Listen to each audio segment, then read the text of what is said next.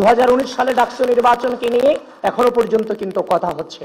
সুতরাং 2025 সালে ডাকসু নির্বাচন সবেমাত্র সংগঠিত হয়েছে।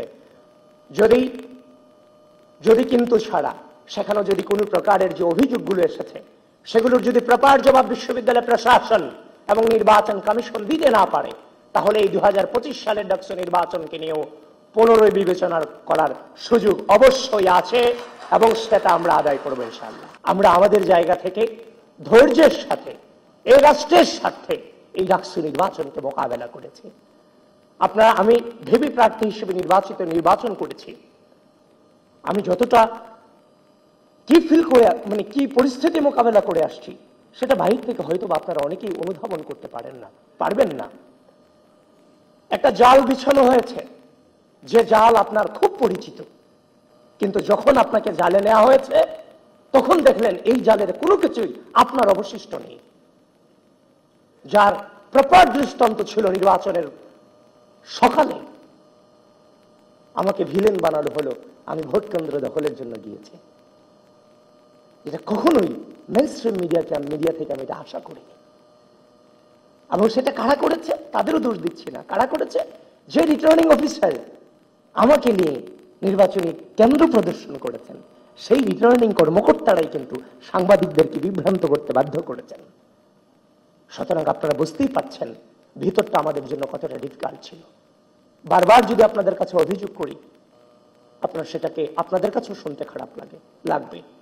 এই জন্য পরিস্থিতিটা মোকাবেলা করে এসেছি। কিন্তু নির্বাচন শেষ হয়ে গেছে তার মানে সবকিছু চুকিয়ে গেছে, ব্যাপারটা তা না। আমরা যে অসঙ্গতি পেয়েছি সে অসঙ্গতিগুলো আমরা পেয়েছি, সেগুলো নিয়ে আমরা কিন্তু বাংলাদেশের যে নির্বাচনী কালচার, নেগেটিভ রেজাল্ট আসার পরে বিক্ষোভ করা, অবরোধ করা, মিছিল করা, বিশেষ করে 2019 সালে ডাকসু নির্বাচন পরবর্তী সময় ভিসি অফিস অবরুদ্ধ করা, আমরা কিন্তু বিশাল স্যাক্রিফাইসের মধ্য দিয়ে পূর্বের রাজনৈতিক সংস্কৃতিতে ফিরে না গিয়ে আমরা ধৈর্য ধারণ করেছি।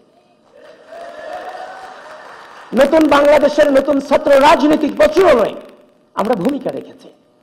আমরা চেয়েছি প্রার্থী হিসেবে আমাদের দৃষ্টিভঙ্গিতে যে অভিযোগ, অনুযোগ এবং অসঙ্গতিগুলো ধরা পড়ে, প্রার্থী হিসেবে আমার যে দায়িত্ব, ভোটার হিসেবেও তাদের দায়িত্ব আছে।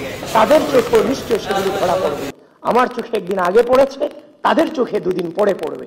আমরা ধৈর্য ধারণ করেছি যে তাদের পক্ষ থেকে হয়তোবা কোশ্চেনগুলো উঠবে। ইতিমধ্যেই কোশ্চেন উঠেছে, আমরাও তাদের সাথে কণ্ঠ মেলাচ্ছি। খুব দ্রুতই এই নির্বাচন সংক্রান্ত বিষয়ে আমরা আমাদের অবস্থান ক্লিয়ার করব। 2019 সালে ডাকসু নির্বাচনকে নিয়ে এখনো পর্যন্ত কিন্তু কথা হচ্ছে। সুতরাং 2025 সালে ডাকসু নির্বাচন সবেমাত্র সংগঠিত হয়েছে। ওয়ালটন এখন দেশের সীমানা পেরিয়ে পৌঁছে গিয়েছে 50টিরও বেশি দেশে। ওয়ালটন, ঘরে ঘরে বিশ্বজুড়ে। যদি কিন্তু ছাড়া সেখানে যদি কোনো প্রকারের যে অভিযোগগুলো এসেছে সেগুলোর যদি প্রপার জবাব বিশ্ববিদ্যালয় প্রশাসন এবং নির্বাচন কমিশন দিতে না পারে, তাহলে এই 2025 সালের ডাকসু নির্বাচনকে নিয়েও পুনরায় বিবেচনা করার সুযোগ অবশ্যই আছে এবং সেটা আমরা আদায় করবো ইনশাআল্লাহ। সুতরাং পরাজিত বলতে কোনো ওয়ার্ড আমাদের কাছে নেই, কারণ সবকিছু চুকিয়ে যায়নি, অনেক কিছুই বাকি আছে। আর আমাদের জীবনে আলটিমেটলি জয় পরাজয় বলতে কোনো ডেস্টিনেশন নেই। আমরা পরিস্থিতি মোকাবেলা করার জন্য বড় হয়েছি। এবার অনুতাপ হবে কিনা যে বিশ্ববিদ্যালয়ের শিক্ষার্থীদের, দেখেন আমরা যে অসম লড়াই করেছি, আমাদের সেই অসম লড়াই কিন্তু আমাদের পারিবারিক আমাদের যে পারিবারিক সদস্যরা তারাও কিন্তু একটা সময় বিরক্ত হয়েছে।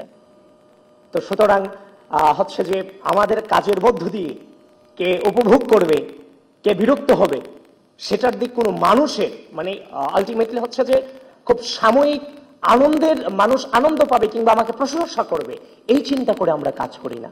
আমরা চিন্তা করি পরিস্থিতি আমাদের কাছ থেকে কি চায় সেটা নির্ভর করে আমরা সামনে এগিয়ে যাই। সুতরাং এতকাল পর্যন্ত এই বিশ্ববিদ্যালয়ের মাটিতে ভালো কাজ প্রতিষ্ঠিত করার কিংবা শিক্ষাঙ্গনকে প্রপারলি শিক্ষা প্রতিষ্ঠানে রূপান্তরিত করার পরিবেশ ছিল না। সেটা পরিবেশ ফিরিয়ে আনবার জন্য হাসিনার পতন প্রয়োজন ছিল। আমরা দীর্ঘ সংগ্রাম লড়াইয়ের মধ্য দিয়ে ফ্যাসিস্ট হাসিনাকে সম্মিলিতভাবে এই রাষ্ট্র থেকে উৎখাত করতে পেরেছি। এই দীর্ঘ সময় ধরে দেখেন আমরা রাজপথে ছিলাম। 5 আগস্ট পূর্ববর্তী সময়ে সব সাধারণ শিক্ষার্থীদের সাথে আমরা মিশতে পারিনি ফ্যাসিস্ট হাসিনার কারণে। এবং 5 আগস্ট পরবর্তী সময়ে একটা অদৃশ্য শক্তি রাজনীতির বিরুদ্ধে রাজনীতি করে আমাদেরকে সাধারণ শিক্ষার্থীদের কাছ থেকে দূরে রাখার অপচেষ্টা চালিয়েছিল। সেটার জন্য পারেনি, কিন্তু এই ডাকসু নির্বাচনের মধ্য দিয়ে আপনারা দেখেছেন যে সাধারণ শিক্ষার্থীদের বেশে সবগুলো ক্যাম্পাসে কারা আধিপত্য বিস্তার করেছে।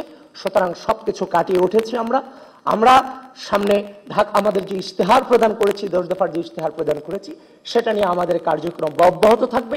হাসিনার পতনের প্রয়োজন ছিল, সেখানে আমাদের প্রকাশ্য ভূমিকা ছিল দীর্ঘ সময় ধরে।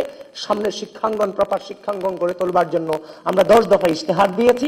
জয় পরাজয় কোনো ফ্যাক্টর নয়, সেই 10 দফা বাস্তবায়ন করবার জন্য আমাদের কাজ চলমান থাকবে। সাধারণ শিক্ষার্থীদের পাশে আমাদের অবস্থান দৃঢ় থাকবে এবং যারা উপস্থিত এখানে আছেন আপনাদের সকলের প্রতি আমি অত্যন্ত করজোড়ে নিবেদন করে যাই যে আমাদের সামনের পথ চলা সত্যিকার অর্থে অনেক ডিফিকাল্ট। আমরা আগে লড়েছি একটি প্রকাশ্য ফ্যাসিস্টের বিরুদ্ধে, এখন আমাদের লড়াই হচ্ছে একটা অদৃশ্য শক্তির বিরুদ্ধে, যে অদৃশ্য শক্তি বারবার সবাইকে বিভ্রান্ত করছে, আমাদেরকে নিয়ে নানান ধরনের ন্যারেটিভ সাজাচ্ছে। সবকিছু মিলিয়ে আমি আপনাদের কাছে অনুরোধ রেখে যাই, আপনারা যেমন ভাবে এই যাবৎকালে এই রাষ্ট্রের সার্বভৌমত্ব, বাংলাদেশের স্বাধীনতা, এই বাংলাদেশ জাতীয়তাবাদী ছাত্র দলের রক্ত এবং সাহসের উপরে টিকে ছিল, ঠিক একইভাবে পরিস্থিতি পরিবর্তন হয়েছে, ন্যারেটিভ তৈরি করতে হবে। একইভাবে যেমন আপনারা মাঠে ছিলেন, একইভাবে অনলাইনেও আপনাদের কণ্ঠস্বর জারি রাখতে হবে।